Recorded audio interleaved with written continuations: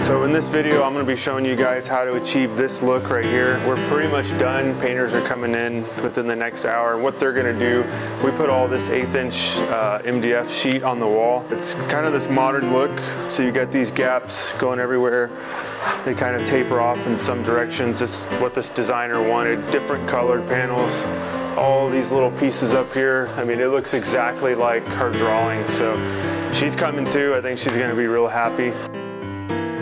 Welcome back over here to the channel. So today we are going to get into everybody's favorite thing, floor to ceiling paneling. So we're going to be laying this out in a real traditional fashion, and it's going to be in board and batten. So classic timeless look. You can install this literally in any space in your house and it's going to look good. So we're doing this one in a media room. So let's get into it. And Tom's carrying his lunchbox in already. As far as materials, this is what we're using. This is all 1x finger joint pine. I've got 1x4s, 1x6s, and then some sheets of MDF over there. That's to eliminate the texture on the walls. And we've set up shop in the homeowner's garage here. I've got my saw right here, miter saw and table saw set up. So here is the media room that we're going to be installing this paneling in. And we've got some of it laid out yesterday, but as you can see, this space is very dark. There's no windows in here because it's a media room, and it's just a dark color. It's like a cave, what you want your media room to be like.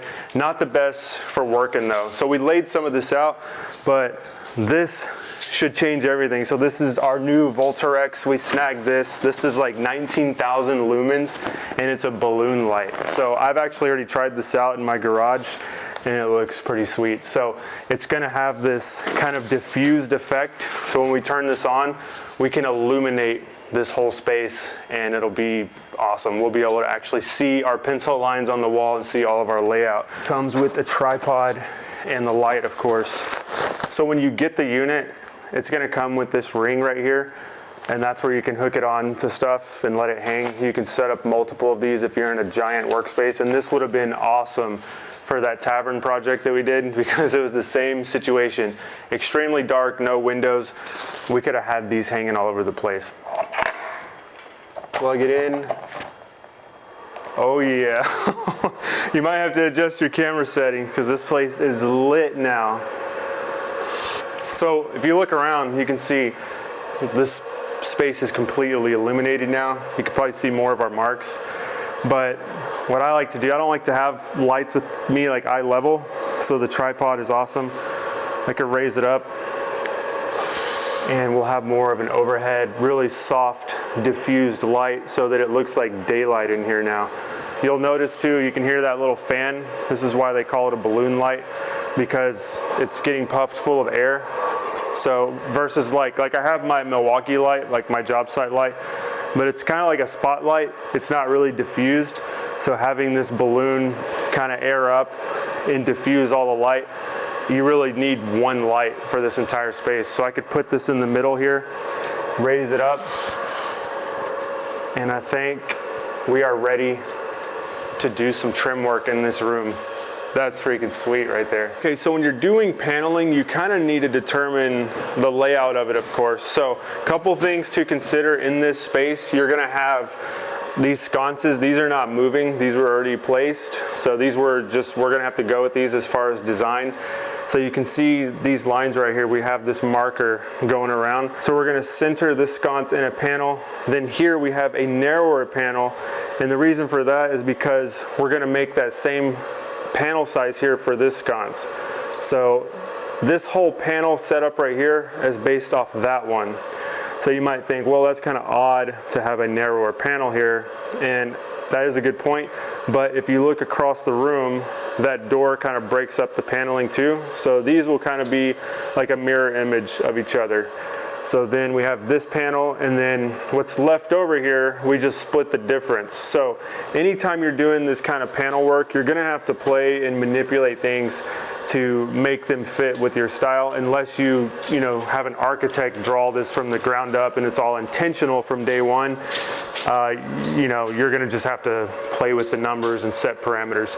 So we're laying out, there's gonna be a big screen right here on this wall, of course, for the media, and that's what we're laying out here. The first thing we need to do is we need to skin these walls with sheets of MDF to get rid of this knockdown texture. We definitely don't wanna just put our paneling right on top of this. One of the most important things is to have everything laid out before you even start cutting, because you want to make sure that every seam in your sheet goods is broken on a stile or a rail. You do not want to have a seam in the middle of a panel, because you're just gonna, it's gonna look bad and you're gonna cause a lot of work for the painter. That panel's coming up, or if we're dividing it out. I think we're dividing it out. Yeah, we are dividing it out. Those are coming down, so it's gonna be a panel here and a panel there. So you ready for, you got a cut list for me then? I just gotta write it down. Here's another location that we're doing a similar style. This is a board and batten wainscot. It's not gonna go up through the whole, to the whole ceiling, but yeah, another thing where we're figuring stuff out and getting our layout to then cut our sheet goods, which we're gonna do right now.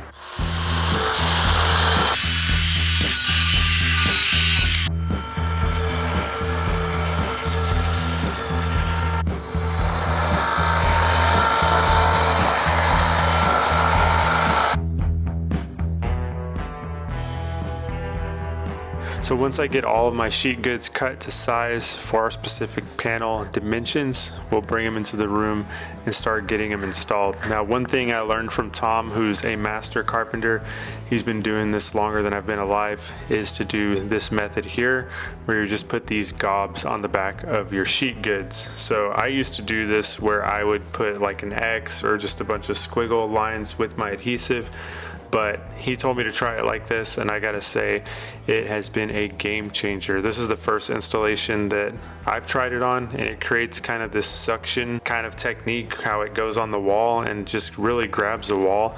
And I think since you're creating these like high anchor points with the adhesive, it's like guaranteed to touch, even if the, you know, 2x4s in the framing are crowned, or 2x6s, whatever you have in your walls are crowned, or there's some waviness in the drywall. These gobs are gonna make sure that no matter what, it's having a contact point, and it's gonna make up for those kind of areas that are recessed in the drywall. And if it's a high area, then obviously you can just push on it more and smush the gob down.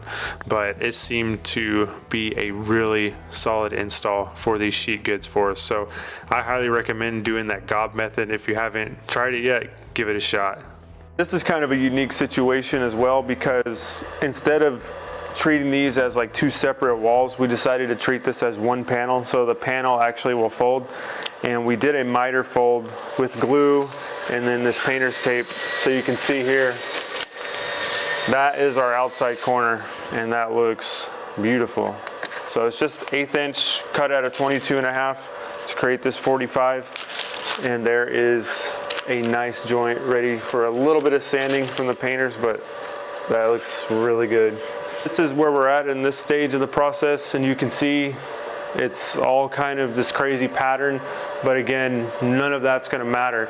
So the next thing we need to get started with is installing all of our actual 1x stuff, the actual board and battens, onto the walls. And we're gonna do this a little bit unorthodox from what you'd usually see. We're gonna start with our top rail and then work our way down. And we put PL3 on the back of this.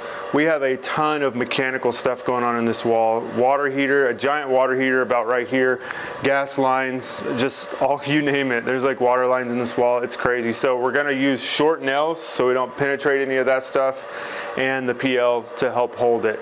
So let's do our first piece. We've also got a laser set up over there. You probably can't see it on camera. It's a red line laser, and that is going to help us establish level here. And then any variance in the ceiling, it'll just be coped out of our crown.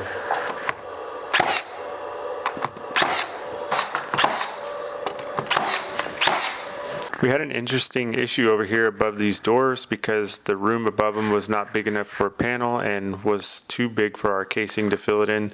So we'll see how I handled this later, but we essentially just went around the entire room with that 1x6 as our top rail, getting it installed around the perimeter. And that's pretty straightforward, and our stiles will come down from this. how are we gonna make our casing meet up with that top rail, because it's too small to have a panel. So we decided to just put a 1x12 up there and then take the casing up to the top rail right next to that 1x12. We're now gonna start getting all of our vertical stiles in next. So everything that you see that has a split, like this line, all the corners of course, this line, because this is where the projection screen is going, all these vertical lines are now gonna be covered up. And then even some spaces in here where there isn't a vertical line, we are gonna have a break for a panel there. So the ugliness of all this is about to disappear really fast. So this floor to ceiling paneling, I've done this many times on the channel. A lot of times in a feature wall or accent wall, we would pocket screw the whole wall together as far as the 1x stuff that we're installing on the wall right now, and put it all in as one unit. We didn't do that here because we're doing every wall, and unfortunately, even in this brand new build, this new construction, we have a lot of discrepancies in the framing here. You'll see way more on this later. Really unfortunate, but what we're doing here is we're getting all the stiles in, that little mid rail, using levels and lasers and everything to make sure we're right on point, and we're gluing the joints together and then lock nailing them together. So that's where we shoot a nail from one board into another, and it does exactly what it's called. It locks them together and keeps them flush so they don't move. So check it out, we have all of our stiles now installed. We've got that mid rail going around the whole entire space. Looks awesome, so much better than having all that gapped sheeting like I was talking about before all this. It just cleans it up so nice. So the next thing we're gonna do is we're actually gonna have a bottom rail and then a base on top of that. So I left this like extra long space under here. So I'll take a 1x6, so a piece like this. We'll go ahead and put this in and we'll install it like that. And there'll be a gap underneath there. Then we'll have another 1x6 sitting on the carpet, and it'll reveal 3.5 inches here, which is what this is. It's a pretty straightforward installation for that bottom rail. It's just like installing baseboard that's elevated, and we will have a baseboard on top of it, as I mentioned, but you'll see that gap underneath the bottom rail. We have to put a board back there, just a piece of scrap offcut, and you'll see us do this here shortly. That's going to keep our baseboard from tipping in when we shoot it into the wall and into our bottom rail, because if you don't put something in there like those little boards we just shoved behind that right there, the base will kick in and your corners will just won't line up.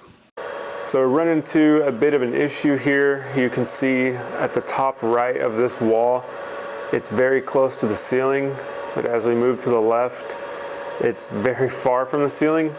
And that is not our build. Everything here is dead level. That is actually the ceiling. So that's in the framing of the walls and ceiling. But that is a very big difference in, it's just unlevel. It's just completely, the ceiling is completely unlevel. And it is a shame, unfortunately. Very frustrating because this is a brand new build, million plus, and it's lacking and a lot of quality in a lot of areas. And the homeowner, for an example, in his study, he's painting the cabinets again himself. That makes me sad. I mean, he's a great guy. He paid for what he thought he was getting as a good product. And here he is, week one of moving into his house, repainting cabinets, and there's other issues. I'm not gonna get into it.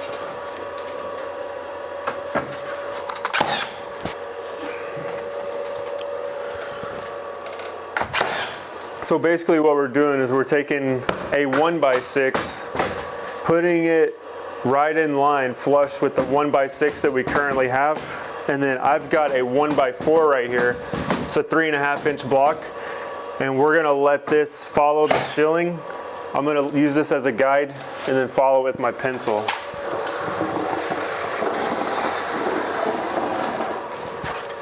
Can you step it out? Yeah, thanks.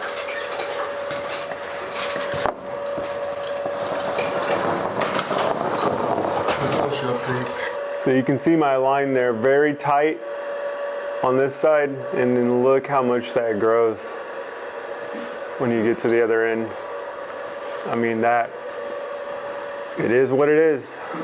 You expect this in remodeling, not new construction.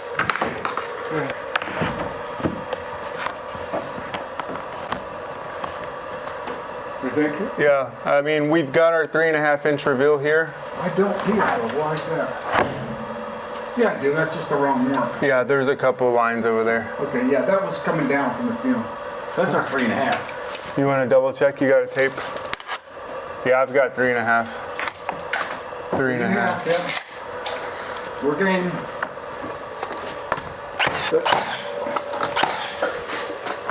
We got our first piece in, and we're just going to repeat the process, of course, for the rest of this room and get this room complete. So there you have it, folks. We got that top piece of crown in. It's not really a crown, but that finishing trim piece, and that completes this installation. So very simple process as you've seen us go through this. Do all your layout, figure out sconce placement, how you're going to break your panels, skin the wall with your 1/8 inch or 1/4 inch sheeting. In this case, we use that MDF. And then install your 1x stuff. And this is what we end up with. I think it looks pretty good. I think it's gonna look even better once it's painted this dark color. And it's really gonna set this media room off, give it a little bit of texture and some dimension rather than just this kind of flat walls. So all we have to do now is clean up the little last bit of our stuff, and we're gonna head to another room where we have a beam installation that we have to do. So that'll probably be the next video. That's a wrap on this room. So oh man, turn my light back on. All I have is this nail gun light.